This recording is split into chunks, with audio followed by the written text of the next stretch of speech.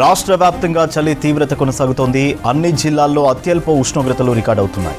ఉత్తర దక్షిణ జిల్లాల్లో సింగిల్ డిజిట్కు టెంపరేచర్లు పడిపోతున్నాయి. రాష్ట్రంలో 5 డిగ్రీల నుంచి 13 డిగ్రీల వరకు ఉష్ణోగ్రతలు నమోదవుతున్నాయి. చలి తీవ్రత మరిన్ని రోజులు ఉండడంతో జాగ్రత్తలు పాటించాలని కోరుతున్నారు వైద్య శాఖ అధికారులు. ఆస్తమా, శ్వాసకోశ సంబంధిత సమస్యలతో బాధపడే ప్రజలు కేర్ఫుల్గా ఉండాలంటున్నారు.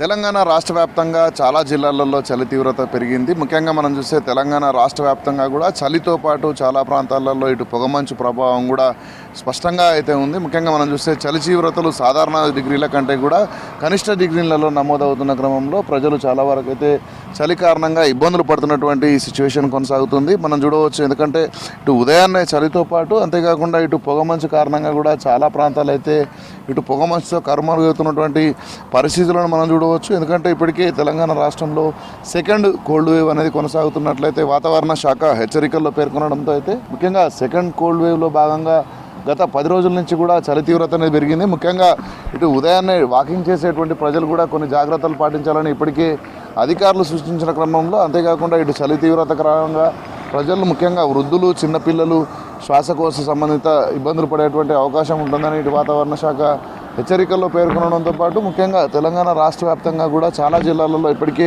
సింగిల్ డిజిట్కు పరిమితమైనటువంటి కనిష్ట ఉష్ణోగ్రతలు అయితే నమోదవుతున్నాయి. మనం ముఖ్యంగా చూస్తే తెలంగాణ రాష్ట్రంలో అత్యంత కనిష్ట ఉష్ణోగ్రతలను ఒకసారి మనం గమనించే ప్రయత్నం చేద్దాం.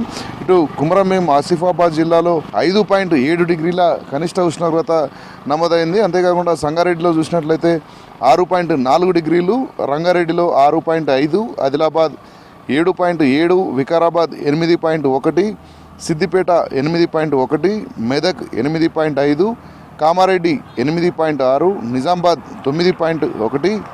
అంతేకాకుండా హైదరాబాద్ను మనం గమనించినట్లయితే 8 డిగ్రీల ఉష్ణోగ్రతలు అయితే నమోదైనటువంటి సిచ్యువేషన్ కొనసాగుతుంది. ఎందుకంటే ఇప్పటికే మనం చూడవచ్చు, గడిచిన వారం రోజుల నుంచి కూడా తెలంగాణ రాష్ట్రంలో చాలా జిల్లాలలో ఇటు కనిష్ట ఉష్ణోగ్రతలు నమోదవుతున్న సిచ్యువేషన్ కొనసాగుతుంది. అంతేకాకుండా ఇటు ప్రధానంగా ఆదిలాబాద్, ఆసిఫాబాద్ జిల్లాలలో అయితే 5 నుంచి 6 డిగ్రీల ఉష్ణోగ్రతలు నమోదవుతున్న క్రమంలో ప్రజలందరూ కూడా కొంత చలి బారిన పడి ఇబ్బందులు పడకుండా కొంత జాగ్రత్తలు పాటించాలని సూచిస్తున్నటువంటి పరిస్థితి నెలకొంది. అంతేకాకుండా ఇటు హైదరాబాద్లో సిచ్యువేషన్ ఒకసారి గమనించినట్లయితే హైదరాబాద్లోని చాలా ప్రాంతాలలో కూడా 8 డిగ్రీల కంటే తక్కువ ఉష్ణోగ్రతలు అయితే నమోదవుతున్నటువంటి పరిస్థితిని మనం చూడవచ్చు. ఎందుకంటే ఇటు ఉదయాన్నే చలి కారణంగా చాలామంది ప్రజలైతే ఇటు వాకింగ్ వెళ్ళడానికి కూడా కొంత జంకుతున్నటువంటి పరిస్థితి కొనసాగుతుంది. ఎందుకంటే ఇటు ఉదయాన్నే వాకింగ్ వెళ్ళేటువంటి ప్రజలు కూడా ఇటు పార్కుల వద్ద అక్కడ ఇక్కడ చూసినట్లయితే చలి కారణంగా కొంత